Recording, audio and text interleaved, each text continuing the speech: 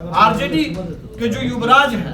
वो बजट को शायद उस तरह से नहीं समझ पाते हैं। उन्होंने भी लगातार आलोचना इस बार की कि ये बिहार का बजट नहीं है। 3 महीने से मैं बहुत दावे के साथ कह सकता हूं कि वीआईपी पार्टी से कोई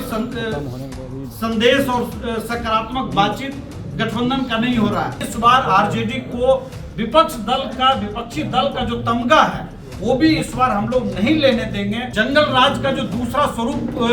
जो यंगर स्वरूप कहिए, उसके नेतृत्व में जो चीजें चल रही है महागठबंधन में, वो मॉडल है। तेजस्वी जी का बयान आया कि भाई अब इंडिया अलायंस जैसा कुछ नहीं है, महागठबंधन है। राहुल गांधी जी 2 बार बिहार आ चुके हैं और लगातार उन्होंने कई ऐसी बातें कही है जिससे ये लगता है कि तेजस्वी यादव के नेतृत्व को स्वीकार करने के लिए तैयार नहीं है कि 39-40 सीट हम लोग इस बार जीतेंगे। लेकिन जो हम लोगों ने प्रयास किया वो प्रयास धरातल पर नहीं उतर पाया। 2025 में 225 सवाल आपके मन में ये बात आ रही होगी कि आखिर एनडीए को इस तरह के कार्यक्रम करने की जरूरत क्यों पड़ी। हमारे पास पूर्व में 2 अनुभव है, एक लोकसभा चुनाव का अनुभव है और उसके बाद जो 4 विधानसभा का चुनाव हुआ उसका अनुभव एनडीए को है। आपको ज्ञात है कि बिहार में पहले 39 सीटें एनडीए के पास थी, लेकिन इस बार हम लोग को शाहबाद में और मगध के कुछ इलाकों में आपसी समन्वय की कमी या कहीं चूक हुई, कार्यकर्ताओं को जो संदेश जाना चाहिए था वो संदेश शायद उस तरह से नहीं जा पाया और उसका नुकसान एनडीए को हुआ। और हम लोग जो 40 सीट जीत सकते थे, क्योंकि भारतीय जनता पार्टी और जदयू के साथ साथ इस बार लोजपा रामविलास, माननीय उपेंद्र कुशवाहा जी की पार्टी राष्ट्रीय लोक मोर्चा और हम हिंदुस्तानी आवाम मोर्चा भी इस बार गठबंधन में रही है। तो हम लोग ये उम्मीद कर रहे थे कि 39-40 सीट हम लोग इस बार जीतेंगे। लेकिन जो हम लोगों ने प्रयास किया वो प्रयास धरातल पर नहीं उतर पाया। तो कहीं ना कहीं हम लोग को ये महसूस हुआ कि आपसी समन्वय में कहीं ना कहीं कोई चूक हुई और उसको हम लोगों ने जब आने वाले दिनों में, जब उसके बाद विधानसभा का जब उपचुनाव हुआ, 4 उपचुनाव हुआ, उसमें 1 ही सीट एनडीए के पास था और 3 सीट आरजेडी गठबंधन यानी कि महागठबंधन के पास था। और हम लोगों ने जो आपसी समन्वय का एक प्रयास किया माननीय मुख्यमंत्री नीतीश कुमार जी के नेतृत्व में, और उनके आवास पर जब ये बैठक हुई थी कि हमने कहाँ चूक किया, किन बातों पर गड़बड़ी हुई, तब वहीं पर एक बात निकल करके आई थी कि हमें कार्यकर्ताओं के साथ संगत पंगत कार्यक्रम करना चाहिए। और इस कार्यक्रम को करने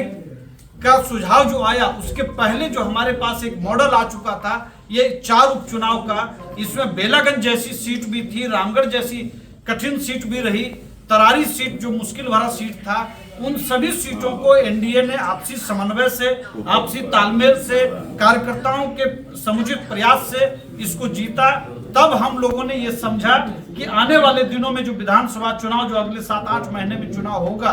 उसके अंदर अगर हम लोगों ने जो लक्ष्य रखा है 2025 में 225 और एक बार फिर से माननीय मुख्यमंत्री नीतीश कुमार जी को अगले 5 साल के लिए हम इस गद्दी पर बिठाना चाहते हैं। और पिछले 20 साल का जो अनुभव हम लोग का बिहार के डेवलपमेंट को लेकर के रहा, उस गड्ढे से जो माननीय नीतीश कुमार जी के नेतृत्व में एनडीए ने बिहार को निकाला और एक सपनों का बिहार क्या हो सकता है उस पर जो काम हम लोगों ने करना शुरू किया, तो लगा कि अगर हम लोग एक मजबूत मैंडेट के साथ हम एक बार फिर से माननीय मुख्यमंत्री जी को अगर इस गद्दी पर हम लाते हैं तो सभी लोगों का सहयोग होगा। और दिल्ली और पटना के बीच में जो डबल इंजन की जो सरकार है, जिसकी बात अभी सौरभ जी भी कर रहे थे, पीयूष जी भी कर रहे थे और भारती जी भी कर रही थी कि दोनों दलों के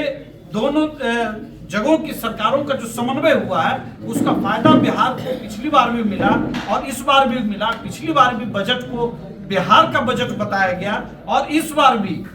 कांग्रेस और कई विपक्षी दलों ने इसे बिहार का बजट ही बताया। लेकिन अनफॉर्चुनेटली आरजेडी के जो युवराज हैं वो बजट को शायद उस तरह से नहीं समझ पाते हैं। उन्होंने भी लगातार आलोचना इस बार की कि ये बिहार का बजट नहीं है। लेकिन मैं ये समझता हूं कि ये जो समन्वय का कार्यक्रम हम लोग का चल रहा है, इसमें जो 5 दल के जो बूथ से जिला स्तर के जो कार्यकर्ता आएंगे उससे एक नई ऊर्जा मिलेगी, संगठनात्मक ताकत हम लोग को मिलेगी और हम लोग निश्चित तौर पर इस बार आरजेडी को विपक्षी दल का जो तमगा है वो भी इस बार हम लोग नहीं लेने देंगे। ये बात हम लोग बहुत आश्वस्त करना चाहते हैं अपने लोगों को आपके माध्यम से और उसके लिए हम लोगों का जो प्रयास है वो प्रयास चल रहा है। मैं एक छोटी सी बात मैं 1 मिनट और मैं कह करके मैं खत्म करूंगा कि एक तरफ तो हम लोग का प्रयास चल रहा है कि हम लोग आश्वस्त हैं कि हम सरकार बहुत मजबूत मैंडेट से बनाएंगे, लेकिन हम लोगों ने जो एक लक्ष्य रखा है उसके लिए हम लोग हर जिले में लगभग 40 जिले, जो 38 जिला और 2 संगठनात्मक जिला है, उसमें हम लोग इस कार्यक्रम को कर रहे हैं। लेकिन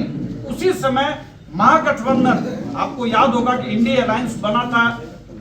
देश के स्तर पर, और जब दिल्ली का चुनाव खत्म हो गया, दिल्ली मतलब केंद्र का जब चुनाव खत्म हो गया था, उसके बाद ही तेजस्वी जी का बयान आया कि भाई अब इंडिया अलायंस जैसा कुछ नहीं है, महागठबंधन है। लेकिन मैं आपको ये बात कहूं कि इस बार जो सिर्फ केवल कांग्रेस और आरजेडी गठबंधन में है, पिछले 3 महीने से मैं बहुत दावे के साथ कह सकता हूं कि वीआईपी पार्टी से कोई संदेश और सकारात्मक बातचीत गठबंधन का नहीं हो रहा है। कांग्रेस के जो दल के जो एक तरह से कहिए कि डिफैक्टो मुखिया राहुल गांधी जी 2 बार बिहार आ चुके हैं और लगातार उन्होंने कई ऐसी बातें कही है जिससे ये लगता है कि तेजस्वी यादव के नेतृत्व को स्वीकार करने के लिए तैयार नहीं है। तो आपके बिहार के सामने एक 2 मॉडल है, एक तरफ चट्टानी एकता के साथ एनडीए की ताकत है, दूसरी तरफ विखंडित, विभाजित और एक तरह से कहिए कि जंगल राज का जो दूसरा स्वरूप, जो यंगर स्वरूप कहिए, उसके नेतृत्व में जो चीजें चल रही है महागठबंधन में, वो मॉडल है। लेकिन हम लोग एक सेकंड के लिए भी नहीं बैठना चाहते हैं और हम लोग चाहते हैं कि जो बिहार के बजट में, देश के बजट में जो हम लोग को बिहार को मिला, और उसका असर आपको आने वाले दिनों में, जब 3 मार्च को बिहार में जब बजट आएगा, पिछली बार 2,68,000 करोड़ का बिहार का बजट था, 78,000 करोड़ का बजट था, और मैं पूरा विश्वास के साथ मैं आपको ये बात कह के आज जा रहा हूं कि कम से कम 3.25 लाख करोड़ का बिहार का बजट होगा। और ये तरक्की जो बजट के अंदर दिख रहा है, जिसमें लगभग 40 से 50,000 करोड़ की बढ़ोतरी पिछले साल से इस साल होगी,